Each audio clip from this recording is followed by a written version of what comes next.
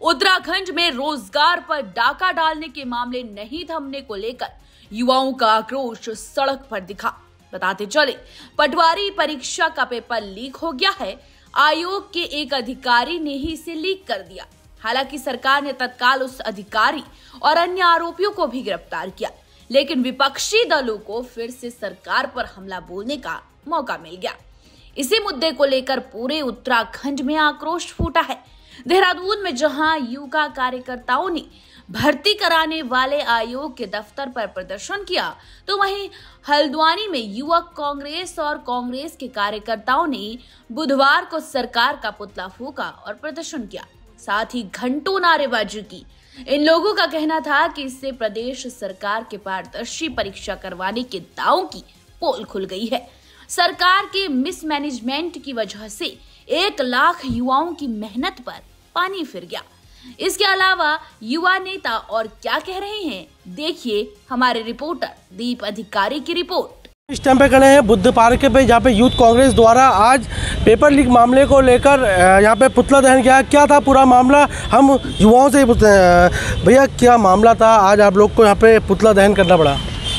लगातार उत्तराखंड की सरकार युवाओं के भविष्य के साथ खिलवाड़ कर रही है, जिसका यूथ कांग्रेस पुरजोर तरीके से विरोध कर रहा है। कल का आपने ताज़ा प्रकरण देखा होगा, पटवारी भर्ती का जो पेपर था उसे लीक कर दिया गया। कितने हाकिम सिंह उत्तराखंड में उनको चिन्हित करने की ज़रूरत है, और ये जितने भी हाकिम सिंह पैदा हो रहे हैं सब मुख्यमंत्री की सतह पर और भारतीय जनता पार्टी के सरकार के संरक्षण पर पैदा हो रहे हैं। ऐसे लोगों के खिलाफ कठोर से कठोर कार्रवाई होनी चाहिए, और मुख्यमंत्री के अंदर अगर नैतिकता बची है तो उनको तत्काल इस्तीफा देना चाहिए, क्योंकि लगातार युवाओं के भविष्य के साथ खिलवाड़ हो रहा है।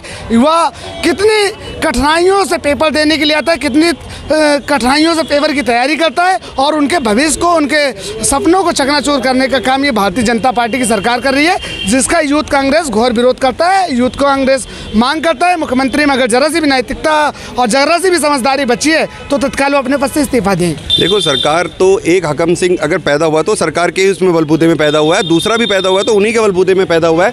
तो सरकार अपना पीठ थपथपाने का काम तो कर रही है कि हमने एक हाकिम सिंह पकड़ लिया वीडियो भर्ती में, लेकिन ये देखिए अब इतना बड़ा प्रकरण, अभी 4 दिन पहले पटवारी भर्ती हुई है। युवाओं ने रोजगार, हमारे जो क्षेत्र मतलब ये क्षेत्र के युवा है, मतलब हमारे पूरे प्रदेश के युवा है, वो अपने रोजगार के लिए कैसे दर दर भटक रहे हैं। आप यहीं पर देखिए उदाहरण, हमारे यहाँ पर एक ये सिडकुल के जो हमारे लोग बैठे हुए युवा, इनके साथ कितना बड़ा फर्जीवाड़ा हो रहा है।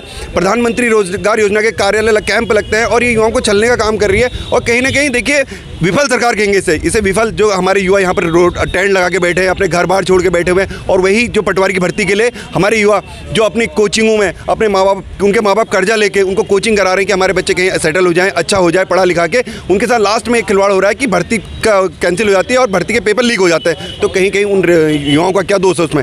उन युवाओं ने तो मेहनत की थी अपने को सेटल करने के लिए, तो कहीं ना कहीं राज्य सरकार, सीएम धामी फेल है इसमें। उनका शासन प्रशासन पर कोई वही नहीं है, और इनके पीछे अगर हाकिम सिंह कोई पैदा हो रहा है तो उसके पीछे कहीं ना कहीं सरकार का अहम भूमिका है कि वो हाकिम सिंह पैदा क्यों होने दे रही है, इसको रोका जाए और युवाओं के साथ खिलवाड़ ना करा जाए। तो देखा आपने किस कदर पूरे उत्तराखंड में पटवारी भर्ती परीक्षा का पेपर लीक होने के बाद विरोध प्रदर्शन हो रहा है।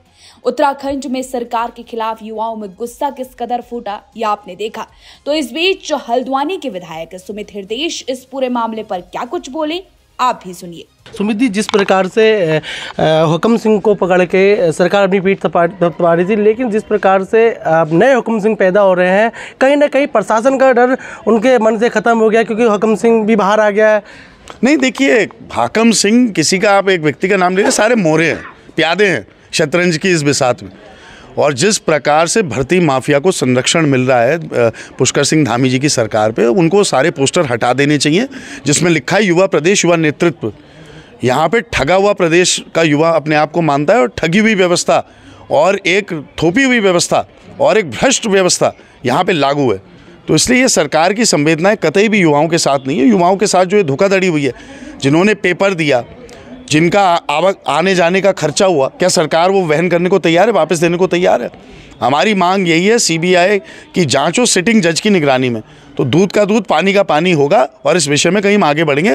वरना ये जो भ्रष्टाचार भर्ती माफिया है इसने राजनीतिक संरक्षण पा रखा है और इनका कोई बाल बाका नहीं कर पाएगा। भर्ती मामला ये अभी कोई नया मामला नहीं है, इससे पहले भी भर्ती मामले लगातार हुए, लेकिन प्रशासन और शासन लगातार अपनी पीठ थपा दिए, एक दो जनों को पकड़ लिया उसके बाद, लेकिन कहीं ना कहीं उनका जो डर है वो कहीं ना कहीं शासन प्रशासन से निकल गया है, क्योंकि जो मामले लगातार बढ़ते जा रहे हैं वो अभी फिर क्योंकि जो पेपर देते हैं, जो बच्चे पेपर देते हैं, वो पेपर जब वो फॉर्म भरते हैं, वो फॉर्म का खर्चा ही 1500 से नीचे कोई खर्चा नहीं आता है, क्योंकि मिडिल क्लास का जो परिवार का बच्चा होता है वो उसके घर वाले भी कहीं ना कहीं मेहनत करते हैं, और जो कोचिंगों में जाते हैं उन कोचिंगों में भी जो फीस है वो भी 5000 से ऊपर की फ़ीस आती है।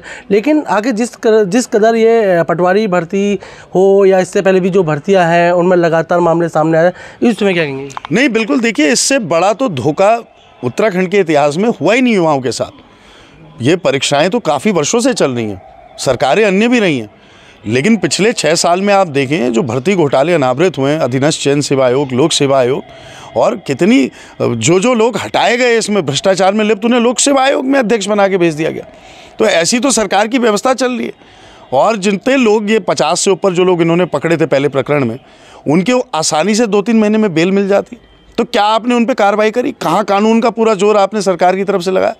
भाई सरकार ही तो इनके खिलाफ कार्रवाई करेगी, चार्जशीट दायर करेगी, तो आपकी चार्जशीट ही कमज़ोर है। ये लोग तो ऐसे लोग हैं कि इनको जेल के बाहर की धूप तक देखने का अधिकार नहीं होना चाहिए, जो इन्होंने अंधकार में प्रदेश के युवाओं को धकेला।